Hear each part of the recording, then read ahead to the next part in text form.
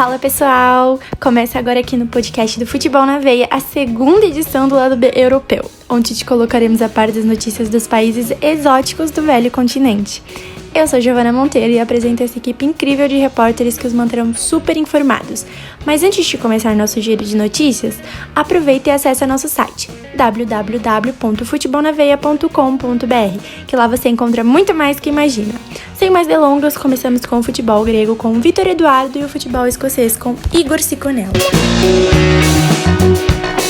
Salve galera ligada no podcast Lado B Europeu! Vamos agora para as notícias do futebol grego desta semana.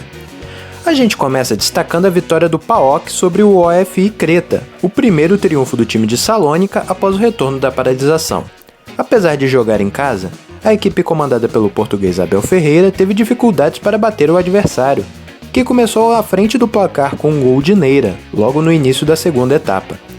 Mas o empate veio 9 minutos depois com Tizoles, e a virada nos minutos finais com Akpom de pênalti e El Kaduri fechando o placar em 3-1. Com a vitória, o PAOK retomou a vice-liderança do AEK Atenas, que só empatou na rodada. As duas equipes têm 56 pontos, 19 a menos que o líder Olympiacos. Por falar no líder do campeonato, o time comandado por Pedro Martins venceu mais uma e pode ser campeão já na próxima rodada. No derby de Atenas contra o Panathinaikos, o maior campeão nacional não deu chances e em 21 minutos já havia praticamente liquidado a partida. Logo aos 5 minutos, o brasileiro Guilherme abriu o placar em um belo chute da entrada da área. Na sequência, foi a vez de El Arabi marcar aos 21 minutos, após pegar de primeiro um cruzamento da direita. Já no fim da partida, o português Cafu deu números finais, 3-0. Agora, o time do Pireu está a uma vitória de conquistar de maneira invicta a Superliga Grega da temporada, sendo o 45º título da competição na sua história. Para finalizar, vamos a uma notícia envolvendo o mercado da bola. O centroavante Federico Macheda, em alta na Grécia, tem despertado o interesse do Manchester United, clube o qual já defendeu no início da sua carreira.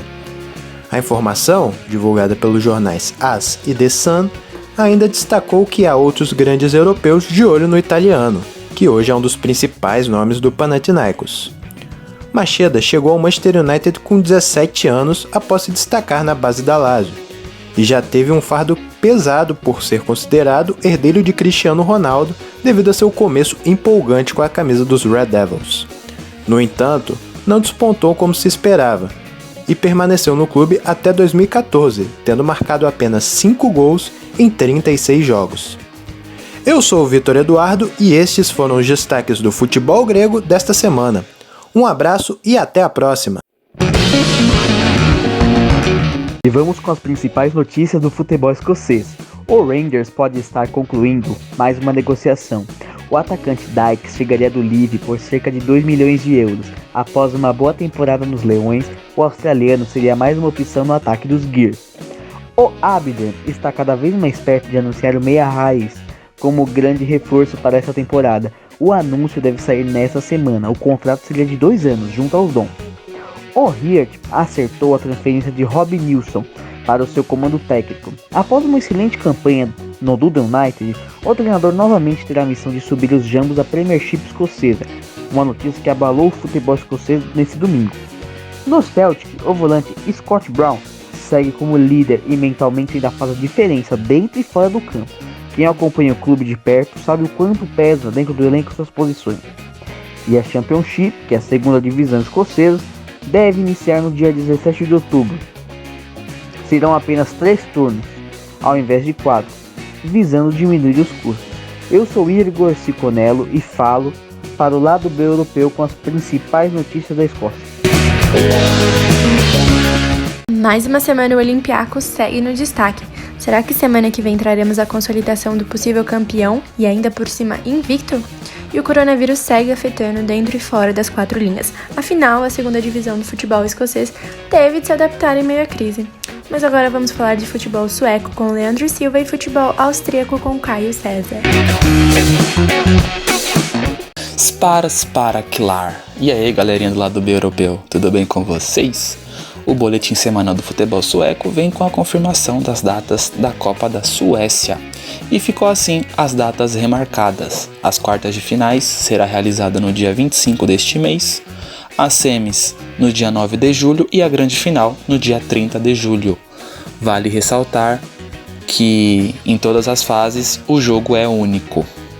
No último boletim informei sobre o projeto Elite Boy feito pela Federação Sueca. Então, nessa semana, colaboradores do projeto visitaram algumas equipes que farão parte de todo o processo pela Suécia.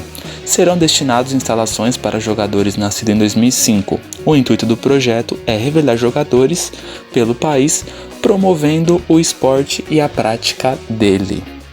E para encerrar, neste domingo foi iniciada a terceira rodada do Campeonato Sueco e temos um novo líder, é o modesto Norrköping, que com a vitória em casa diante do Djurgården assumiu a liderança. Outro destaque foi o tropeço do tradicional clube do Malmö, que apenas empatou em casa por 2-2 contra o Varbergs Boys. A rodada continua nessa segunda com 3 jogos. E essas foram as notícias da semana do futebol sueco. Sou o Leandro para o lado B europeu. Seguindo com as notícias do campeonato austríaco, tivemos uma rodada dupla essa semana, cujos confrontos foram semelhantes.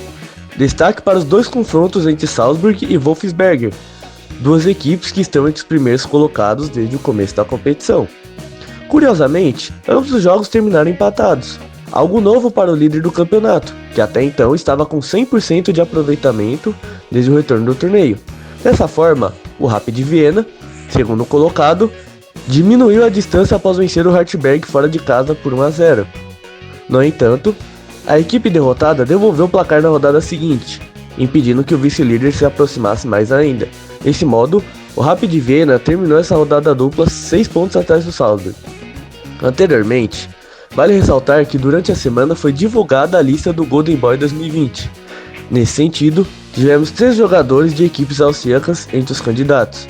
Entre eles, temos 2 jogadores do Salzburg, trata-se do meia Dominik e do atacante alemão ADM, além de Thomas Sabitzer, do LASK. Concluindo as notícias, na próxima rodada teremos um confronto essencial para a definição do campeonato. O Rapid Viena receberá o Salzburg pela rodada 29.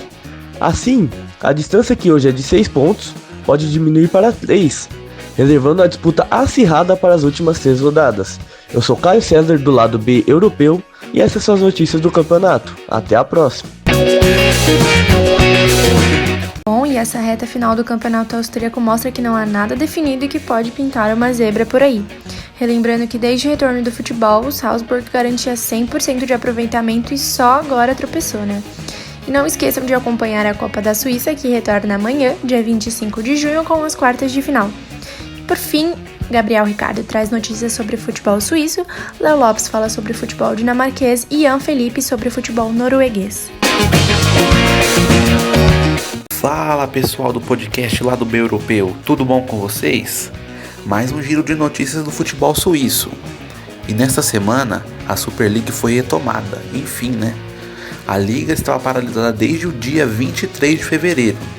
O jogo que abriu a rodada foi entre o vice-líder Young Boys contra o Zurique. O jogo terminou 3-2 para os Youngs, que seguem na disputa pelo título. Atualmente eles estão na segunda colocação. A zebra da rodada ficou por conta da derrota do Basel para o modesto Luzerne. O time de Lucerna venceu com extrema tranquilidade o Basel, que até chegou a descontar no final com o brasileiro Arthur Cabral, mas ficou apenas nisso. Com esse resultado, o time da Basileia se distancia da disputa do título, que deve ficar entre St. Gallen, que é o atual líder e venceu o Sion fora de casa, e o Young Boys. Os torcedores do Basel estão bem decepcionados porque a equipe, pelo investimento, era forte candidata ao título e favorita, e também apenas por primeiro colocado de ir para a Champions League, a equipe vai ficar fora da principal competição entre clubes do mundo. O Young Boys e o St. Gallen estão com 48 pontos. No entanto, os Gallens ficam à frente pelo saldo de gols. Meu nome é Gabriel Ricardo e essas foram as principais notícias do futebol suíço. A Dinamarca foi o segundo país da Europa a retomar com o futebol. E a partir da 29ª rodada, disputada nesse fim de semana, o acesso da torcida ao estádio foi liberado. O jogo escolhido foi um empate de 0-0 entre Horsens e Randers. O estádio do Horsens tem capacidade para 10 mil pessoas e a partida foi presenciada por 800 torcedores. O detalhe é que nessa partida escolhida para a volta da torcida ajudou o Horsens a se manter na primeira divisão da Superliga dinamarquesa. E seguindo com os resultados dessa rodada, ainda pelo grupo do rebaixamento, o Hobro visitou o Esbjerg e venceu por 3-1. O Silkeborg recebeu o Sonderjysk e perdeu por 2-1. O Lyngby recebeu o Odense e empatou em 1-1.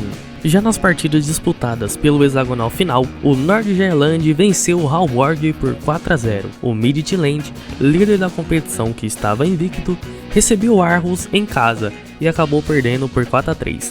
O Brøndby empatou em 1-1 com o Copenhagen. Sendo assim, restam 7 rodadas para o final da Superliga dinamarquesa. O Midtjylland é o líder da competição, com 69 pontos, e pode confirmar o título já nas próximas rodadas, já que está a 8 pontos à frente do vice-líder Copenhagen. E as equipes que ainda lutam contra o rebaixamento são Lyngby, Silkeborg, Hobro e Esbjerg. Eu sou o Leonardo Lopes e essas foram as últimas notícias do futebol dinamarquês que você acompanhou aqui no podcast do Lado B Europeu. Obrigado. Alô, ouvintes! A Liga Norueguesa já está na segunda rodada e o início não parece ser tão animador para o favorito Rosenborg, que tropeçou nos 2 primeiros jogos. Logo de cara, nesse fim de semana, já teve o jogo mais esperado, o clássico entre o atual e o maior campeão, Molde e Rosenborg, onde o Molde bateu o rival em jogo difícil por 1-0. A surpresa está por conta do Bodo Glimt, o líder da competição, e aplicou uma grande goleada e venceu por 6-1 o Haugesund.